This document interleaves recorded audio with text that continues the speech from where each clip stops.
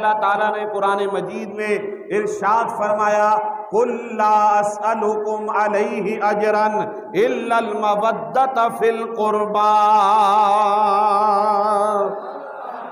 پھر کہیں سبحان اللہ، پھر کہیں سبحان اللہ۔ فرمایا اے محبوب صلی اللہ علیہ وسلم فرما دیجئے میں تم سے کوئی اجر نہیں مانگتا، میں تم سے کوئی اجر طلب نہیں کرتا۔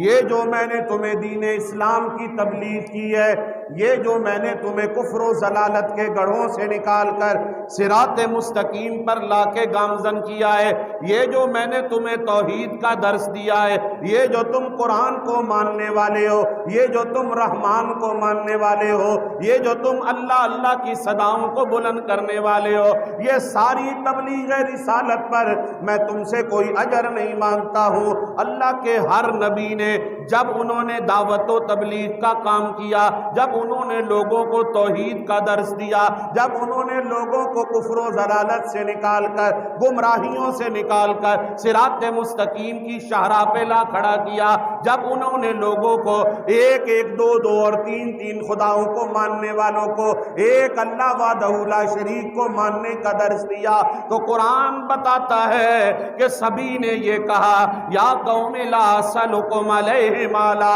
یا قوم لا اسألکم علیہ اجرا، ہم تم سے کوئی مال نہیں مانگتے، ہم تم سے کوئی اجر نہیں مانگتے، ان اجری الا علی اللہ، اس کا اجر تو ہمارے رب کے پاس ہے۔ یوں ہی مصطفیٰ جان رحمت صلی اللہ علیہ وآلہ وبارک وسلم نے بھی جب تبلیغ دین فرمائی تو فرمایا میں تم سے اس تبلیغ پر کوئی اجر نہیں مانگتا ہوں، لیکن ایک بات ہے اس پر عمل کرنا تمہارا کام ہے۔ یہاں میں ایک منٹ روک کر ایک جملہ کہنا چاہتا ہوں۔ بعض حضرات یہاں پر رک کر ایک عشق میں نقطہ بیان کرتے ہیں، لا اسألکم علیہ اجرا، میں تم سے کوئی اجر نہیں مانگتا۔ فرمایا مفسرین کرام نے اگر حضور فرما دیتے کہ میں تم سے اجر مانگتا ہوں، میں تم سے اجر مانگتا ہوں، تو پھر کائنات میں کس کی طاقت تھی کہ وہ حضور کو اس کا اجر بدلہ دے سکتا؟ اس لیے کہ سامنے وہ ہستی ہے جس کی شان ہے انا آتینا کل کوثر، وہ ہے جس کے ہاتھوں میں اللہ نے زمین و آسمان کے خزانوں کی کنجیاں دے دی ہیں۔ اگر مانگ بھی لیا جاتا تو اجر دے کون سکتا تھا؟ فرمایا نہ تم سے مانگتا ہوں اور نہ تم دے سکتے ہو، الا المودۃ فی القربى، مگر یہ کہتا ہوں میرے قرابت داروں کی محبت کو اپنے دل میں بسانا۔ اللہ اکبر۔ امام بغوی رحمت اللہ تعالی علیہ نے اپنی تفسیر بغوی کے اندر لکھا، حضرت سیدنا سعید بن جبیر رضی اللہ تعالیٰ عنہ، یہ حضور کے صحابی ہیں، فرماتے ہیں حضرت سعید بن جبیر رضی اللہ تعالیٰ عنہ کہ ہم نے عرض کی یا رسول اللہ، یا حبیب اللہ صلی اللہ علیہ وسلم، یہ جن کی محبت کو ہم پر واجب کیا گیا ہے الا المودۃ فی القربى، قرآن میں فرما کے یہ قربا سے مراد کون ہے جن سے ہم نے محبت کرنی ہے؟ پیارے مصطفیٰ کریم صلی اللہ علیہ وسلم نے فرمایا وہ میری آل، میری اہل بیت ہے۔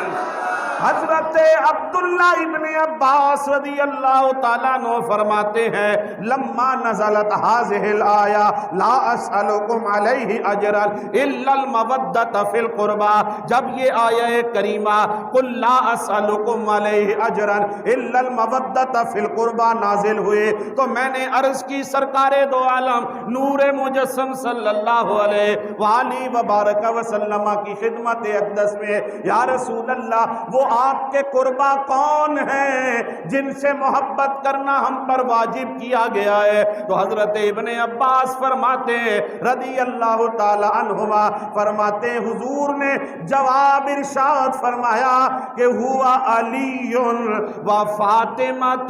و حسن و حسین، فرمایا وہ علی المرتضی ہے، وہ فاطمہ الزہرا ہے، وہ حسن ہے اور وہ حسین ہے، جن سے محبت کرنا تم پر واجب قرار دیا گیا ہے۔ اللہ اکبر، قربان جائیے حضرات ذی وقار، یہ وہ ہستیاں ہیں جن کی محبت ہم پر واجب کی گئی، اور ایسی محبت ہے کہ اگر ہم دیکھیں تو پھر امام شافعی رحمت اللہ تعالی علیہ فرماتے ہیں کہ اے اہل بیت نبوت، آپ کی محبت کو ہم پر فرض کیا گیا ہے، گویا آپ کی شان کے لیے تو صرف یہی کافی ہے کہ نماز میں جو آپ پر آل محمد پر درود نہ پڑھے اس کی نماز ہی مکمل نہیں ہوا کرتی ہے۔ اللہ اللہ، قربان جائیے حضرات ذی وقار، آئیے میں مصطفیٰ جان رحمت صلی اللہ علیہ وآلہ وبارک وسلم کی حدیث مبارکہ کی جانب چلتا ہوں۔ حضرت سیدنا زید بن ارقم رضی اللہ تعالیٰ عنہ، حضرت زید بن ارقم روایت بیان فرماتے ہیں، اللہ اکبر، کہ مصطفیٰ کریم صلی اللہ علیہ وسلم نے ارشاد فرمایا کہ میں تم میں دو بھاری بھرکم چیزیں چھوڑ کے جا رہا ہوں، ان دونوں کو مضبوطی کے ساتھ تھامے رکھنا تو ہرگز گمراہ نہ ہوگے۔ فرمایا اس میں پہلی چیز کیا ہے؟ فرمایا کتاب اللہ، اللہ کی کتاب ہے کہ اس میں ہدایت بھی ہے اور اس میں نور بھی ہے، اور دوسری چیز فرمایا وَعِطْرَتِي، اور دوسری میری آل ہے، اہل بیتی میری اہل بیت ہے۔ پھر سرکار علیہ السلام نے فرمایا یہ دونوں ہرگز جدا نہ ہوں گے حتیٰ کہ حوض کوثر پر مجھ سے آ ملیں گے۔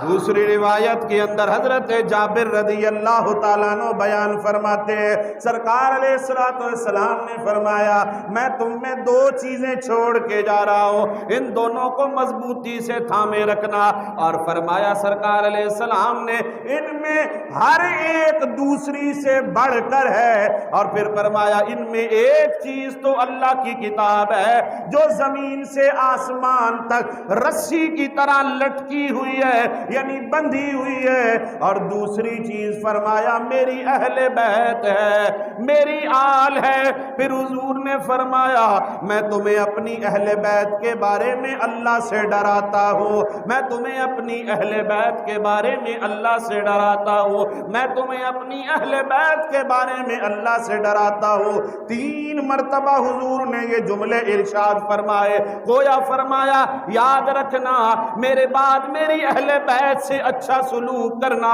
اس لیے میں تمہیں اپنے بعد اپنی اہل بیت کے بارے میں ڈراتا ہوں۔ کیوں؟ اس لیے کہ دوسری روایت کے اندر فرمایا خیرکم خیرکم لأہلی من بعدی، تم میں سے بہتر وہ ہے جو میرے بعد میری اہل بیت کے حوالے سے بہتر ہے۔